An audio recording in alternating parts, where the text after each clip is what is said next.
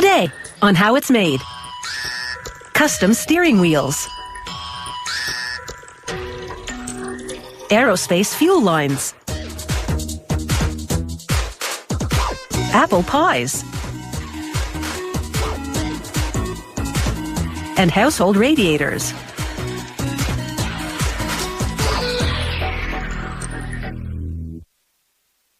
What do you do when you're the proud owner of an ultra-luxurious vintage automobile, which has an original steering wheel that's several kilometers short of being as elegant as the car? You order yourself a handsome, custom-made steering wheel, designed to match the vehicle's deluxe interior. From the plain original steering wheel, to a deluxe edition befitting a vintage automobile, custom-matched to its woodwork and leather interior. They start by skinning the original wheel, a steel ring covered in black plastic with some leather trim. After slicing and chiseling off the covering, they file the ring clean because they'll be reusing it for the new wheel. However, they'll encase it within 2 plywood rings to beef up the width and thickness and to create a substrate on which to glue the wood veneer. Using a jigsaw and a bandsaw, they cut a front ring and a back ring out of European birch plywood. Then they mill the profile, including a groove inside for the metal ring. Once the shape is finalized, they sand the surface smooth to prep it to receive the wood veneer.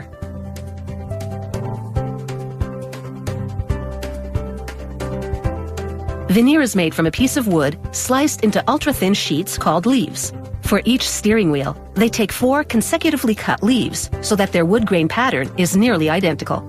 For each plywood ring, they take 2 of those leaves and tape them mirror image to each other. They insert adhesive where the taped edges meet and let it dry overnight. Then they lay the ring pattern onto the veneer, trace and cut out the shape. Next, they notch the veneer ring so that it can fold over the ring's edges. After coating the plywood ring with glue, they center the veneer and tape down the edges.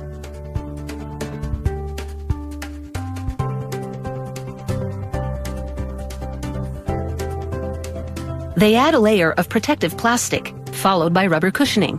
These will protect the veneer surface in the next machine, a vacuum press. Powerful suction draws the bag tightly around the materials. This locks the veneer onto the plywood substrate, forcing out any air in between them, which would hinder full adhesion. Each plywood ring is now veneered and ready to encase the metal ring of the original steering wheel. The workers apply glue to the underside of both rings into the groove.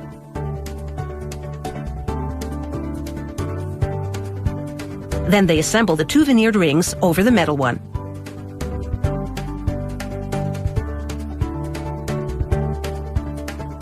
They set clamps all around and leave the glue to dry overnight.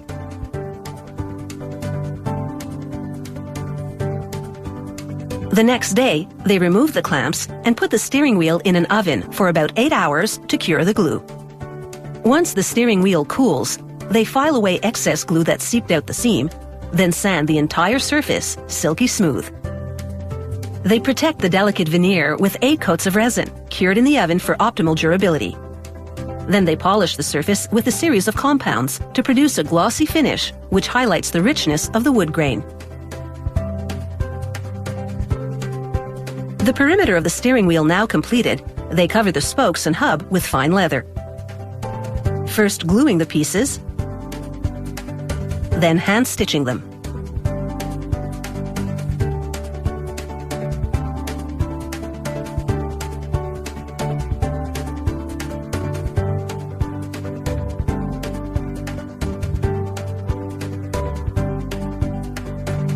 They put back the original steering wheel's hub, which they had removed before the makeover. Then the finishing touch, a veneered horn button. After all, when you're driving a luxury car, you might just want to toot your own horn.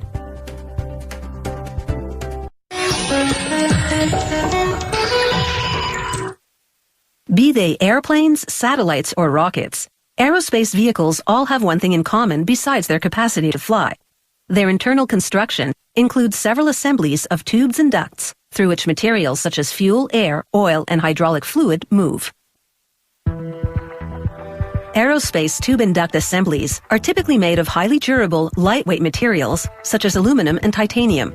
The choice of material depends on the application. For example, whether the finished component must be able to resist high heat or withstand high pressure.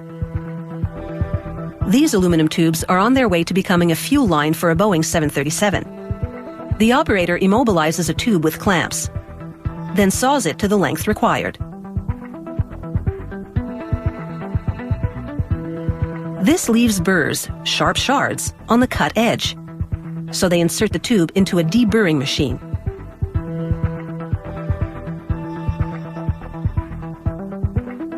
Here's what the tube looks like before deburring and after. They squirt some lubricant inside, then slide the tube onto the mandrel of a computer-guided bender. As the machine forms the tube to the required shape, the mandrel provides counterpressure, preventing the tube walls from collapsing inward. They'll repeat this process with all the tubes which make up the fuel line assembly. They clamp each part into a fixture, then pass a laser measuring device over it. With utmost precision, the laser analyzes the dimensions from 5 different angles to ensure the part meets technical specifications. Next, workers submerge the part in hot water and cleaning solution, then rinse twice. This washes away the lubricant and any dirt. Now the high-tech precision work can begin. A robotic laser cutting system finalizes the shape and cuts all the required holes and slots.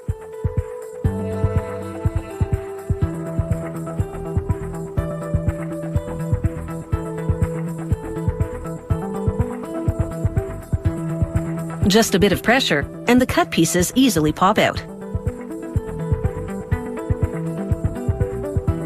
Meanwhile, a stereolithography machine makes the fixtures which will position the various parts of the fuel line together for welding. A computer-guided laser beam repeatedly flashes the shape of the fixtures onto liquid ceramic. Each flash solidifies a 0.1 millimeter thick layer of the liquid. Thousands of hardened layers later, the weld fixtures are fully formed.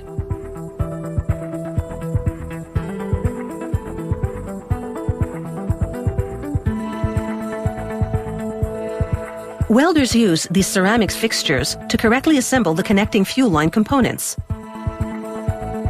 Once everything's precisely in position, the welding begins.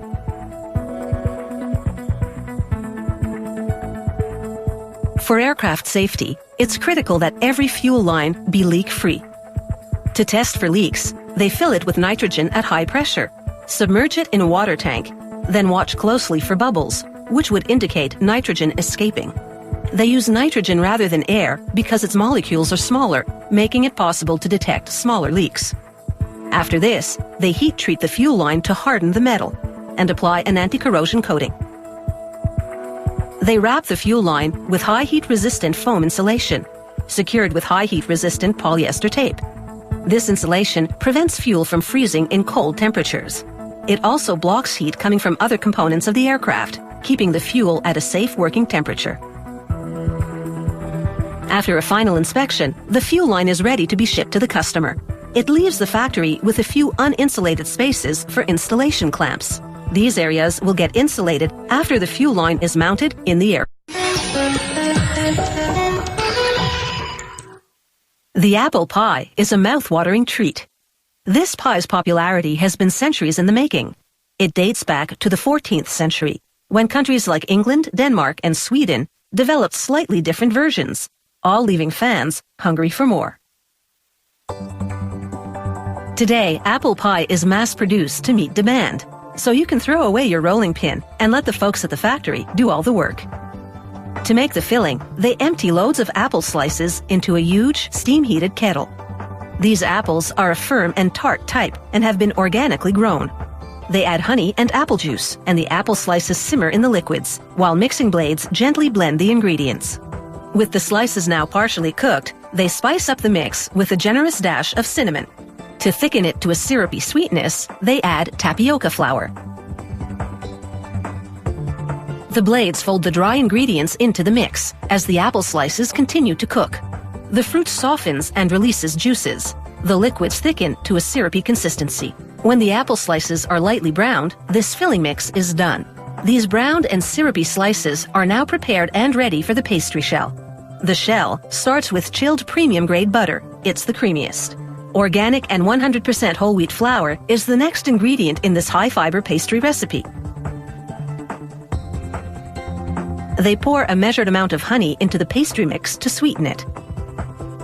They add ice-cold water. It's cold to keep the butter from melting too quickly, and that means the crust will turn out flaky. Inside the pastry mixer, a dough hook blends and kneads the ingredients until they congeal into dough. The dough is moist, but not too wet and sticky. Inside an apparatus called a sheeter, a mechanized roller presses the dough into sheets. A worker drapes a sheet of dough over groupings of 4 paper pie plates, which then move forward on a carousel. Meanwhile, overhead, that syrupy apple filling funnels into a device called a depositor. The depositor pumps the filling into the uncooked pie crusts as they circle around on the looped conveyor. This automated system fills every second grouping of crusts right on cue. Now full of sweet fruit, a worker tops them with more dough, giving the pies the upper crust. Like a big revolving cookie cutter, a rolling die punch cuts the dough around the pie plates, separating them, trimming and crimping the edges, all in one action. Pedestal lifts hoist the pies, and a worker transfers them to the next conveyor. They finish one group of pies and then start another, for a continuous cycle of pie production. The pies now head into the baking zone. Here, workers arrange the pies on baking sheets. They slice holes in the top crusts to vent steam and prevent fruit juices from overflowing. They stack the pie-laden baking sheets on racks in a convection oven. The racks spin for a more even baking job. They send 1 apple pie from each batch to the quality assurance department. Here, the inspector takes in the aromas from the freshly baked pie. She examines its form and compares it to an existing perfect pie. Slicing it confirms that the crust is flaky, but does it have that melt-in-your-mouth flavor? There's only one way to verify that. If the quality assurance people approve of the pie, then the whole batch moves forward. They flash freeze the pies and seal them in cellophane. Suctioning arms open cardboard containers and a worker slides in the pies. Rollers close the pre-glued flaps. They produce over 2,100 apple pies every hour at this factory. Once the job is done, there are big decisions to be made, like 1 scoop or 2, 1 slice or the whole pie. Perhaps it's best just to dig in and decide later.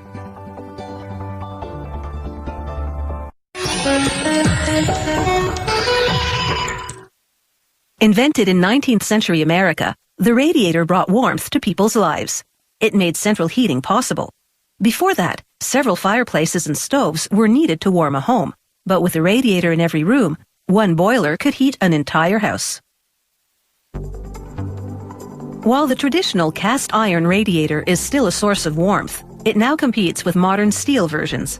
These steel radiators are lighter and heat a room faster. They also come in a range of styles and can make a colorful design statement.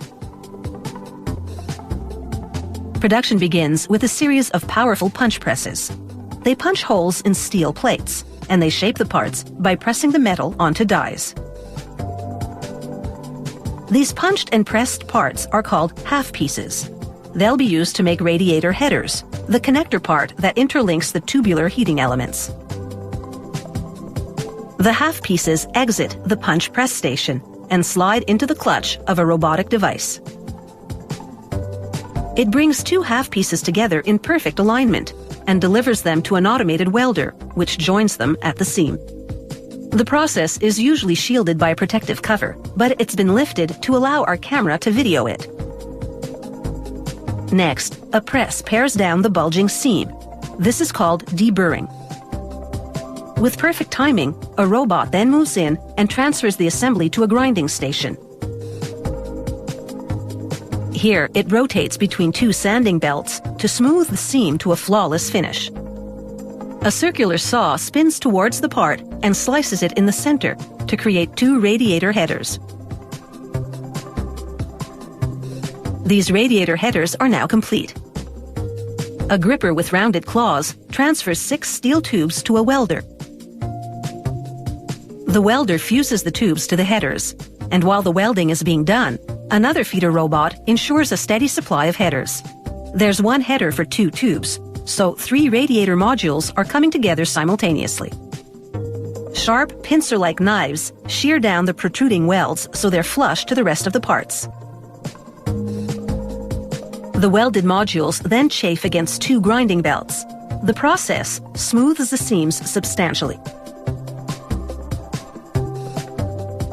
But this grinding misses the space between the steel tubes, so a smaller sander tucks into that location, making the weld smooth all the way around.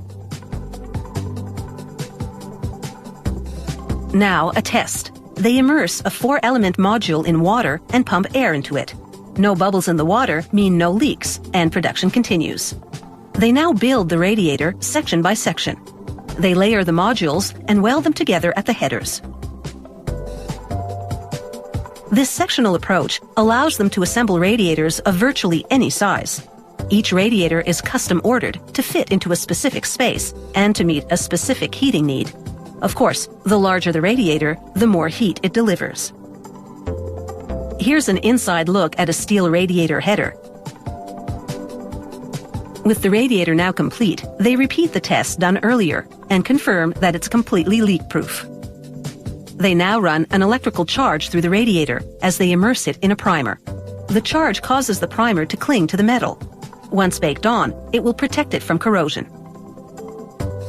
This household radiator is ready for a coat of paint.